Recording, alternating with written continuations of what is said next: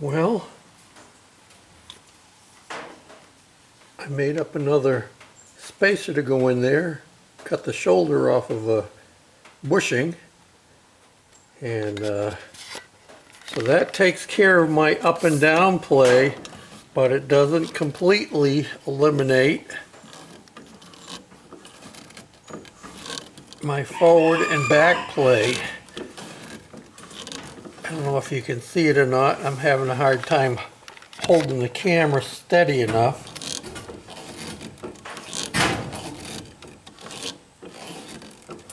It still wants to go back and forth, so I think I'm going to end up making another bracket to go down through this empty hole here and bolt down to the frame to eliminate the rest of that, but it's a whole lot better than it was.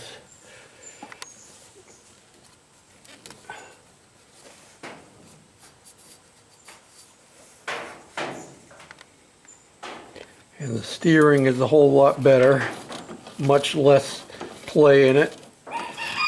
So I think we can deal with that at the moment. Now, our main consideration is finishing up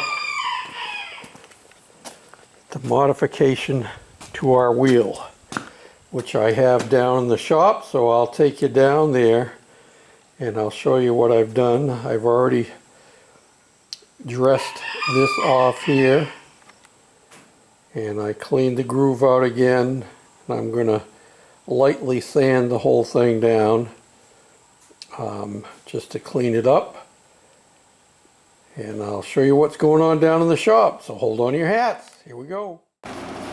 So we're down here and I'm working on my rear wheel that was coming off the other day, and I have a new collar that needs to be welded on. It has this recessed area here on the collar, and I purposely put it down so that I get more meat when I'm welding, so I'll be able to weld in here and get it right onto the wheel. This part of the wheel here is actually the wheel. What's inside, which you can't see now because I've got this hooked on, is the adapter that one of my subscribers made for me a number of years ago. Unfortunately, I can't remember his name now, and sadly, about a year or so after he made the adapters for my real wheels, he passed away. But I'm forever grateful to him for what he did. And which reminds me of another gentleman who could be said to be the founding of the Goofy Cart, because he is the one who gave me the original Montgomery Ward riding mower that became the foundation for the Goofy Cart. I'll insert a picture here. Well, guys and gals, it arrived. Totally unexpectedly. It just was dropped off by my friend, and electric start Montgomery Ward, a GX7, so I'm assuming, and he assumes, that it means it's a 7 horsepower motor, and it hasn't been run. He thinks the last time he ran it was probably 1978.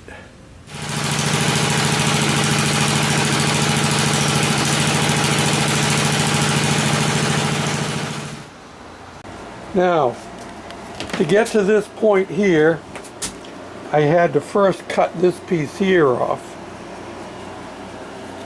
This is the adapter that was on here, and you can see where it's all chunked out. And I was going to try and fix it, and I realized that that wasn't going to happen. And I was hoping when I went to Tractor Supply that they would have a bigger one like this. At first, all I found was an exact duplicate like this. You can see how much smaller it is in comparison. But I think this is going to work fine. It's only a little bit deeper, and I'm going to be able to make up that difference by using a shorter spacer behind it. I use a bronze spacer like this behind it where it goes onto the axle and where it would butt up against my carrier bearing. So this is the spacer between the wheel and the carrier bearing. So to get this lined up properly, because the keyway does not go all the way through the wheel, I had no way of making it, and I don't think my friend was able to do it either. And it has the original adapter on this side, just like the ones I showed you over there, and I have the key in there because these have to be keyed in the same direction. Otherwise, when I go to put them on the axle, it won't go in there and work. And then with this put on and this key put in place, so let's with this set in here, and then this axle piece set all the way through, and then with this put on and this key put in place, it makes sure that they're both lined up exactly the way they need to be, and that this is perpendicular. So now my next chore is to weld this on here. Now I'll set you up on the tripod and we'll get to it.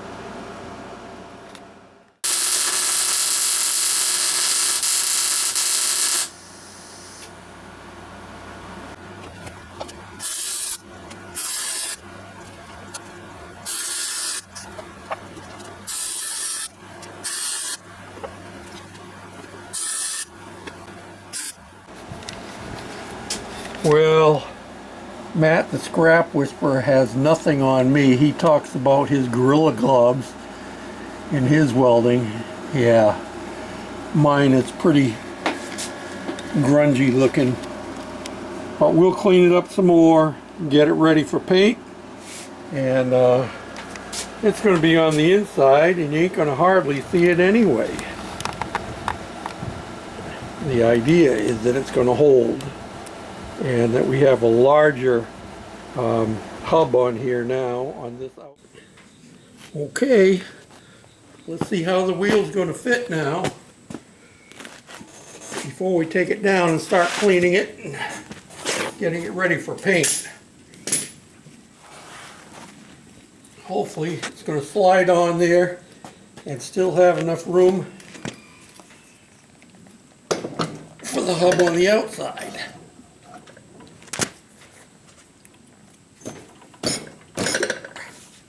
So what am I hitting? Hitting something.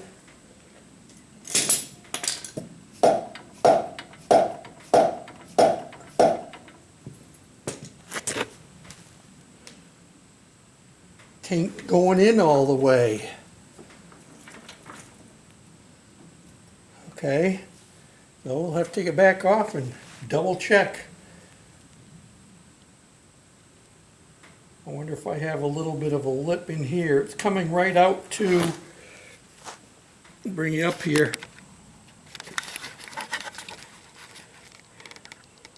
I don't know if you can see it in there or not, but it's coming right up to this adapter just inside there. Yeah, see that? That's exactly where it's hitting, stopping right there. Might be a little burr in there. Let me work at that.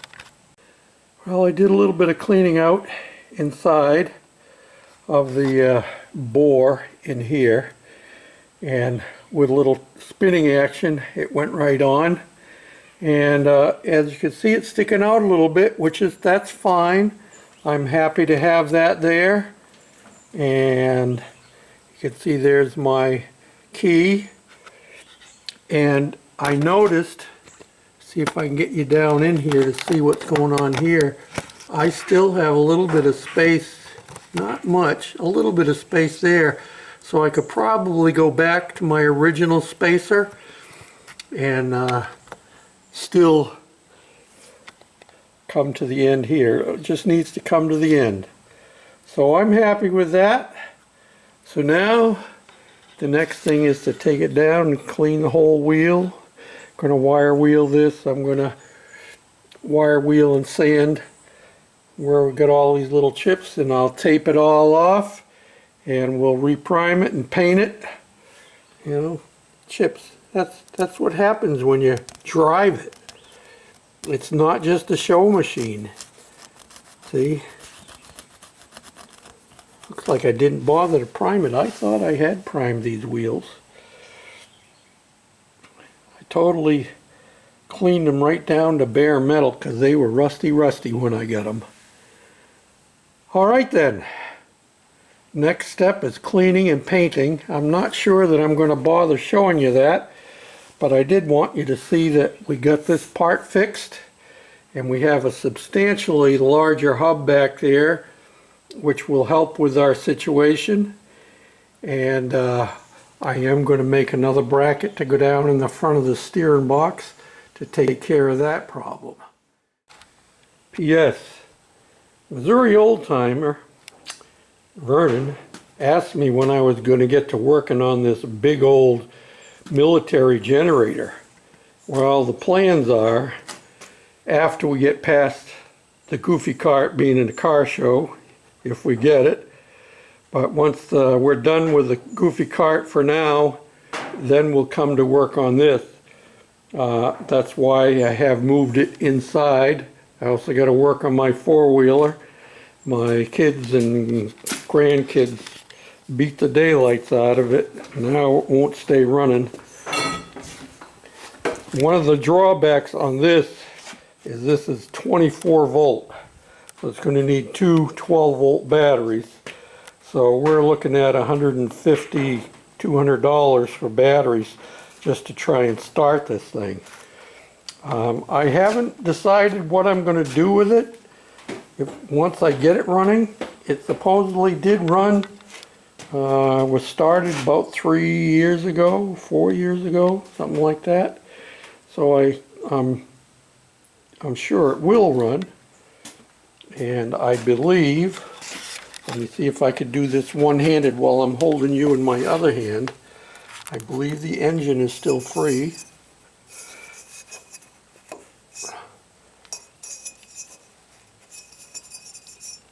It would be easier if I had two hands. But I do believe it does turn. Let me yeah.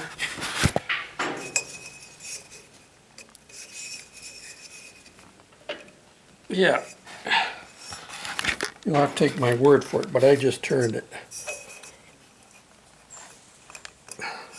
Can't do it one-handed. It's got plenty of torque behind it. So this will be an interesting project. What am I going to do with a 4-cylinder overhead engine? I have no idea. It's too big to go on a motorcycle, even though they do use 4-cylinder opposed engines on like BMWs and like that. But this would be way too big for that. Of course, the engine breaks away from the generator back down in here, so the major part of the weight on this thing is the generator. It's huge, and I can't even budge this by hand at all. It's just too heavy, and it's low enough I can't get my floor jack under it. I tried doing that the other day, but yep, that's an upcoming project. Maybe you all have some ideas what we could do with it. If after I get it started, if I don't come up with an idea, I may pass it on to somebody else who can use it. Plenty of projects. Bye now.